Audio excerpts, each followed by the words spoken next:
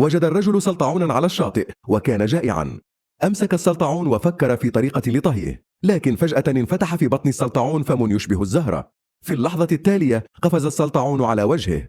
تراجع الجميع خوفا، ثم غرس السلطعون مخلبيه بقوة فأغمي على الرجل، لكن بعد ثوان عاد إلى الحياة وانقض على زملائه كالكلب المسعور. أطلق العجوز طلقة واحدة فسقط الرجل فورا. لم يعلموا أن ما فعله العجوز أيقظ جيش السلطعونات النائمة. فجأة اندفعت ملايين السلطعونات. خافت المجموعة وهربت، لكن السلطعونات التهمت أبطأ رجل بينهم. ثم حدث أمر غريب.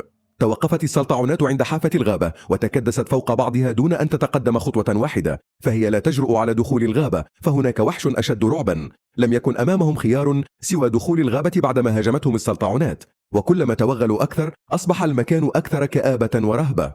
وبعد وقت قصير اكتشفوا تنينا ضخما، ومن كان يتوقع أن العجوز سيتحمس لرؤية هذا الشيء؟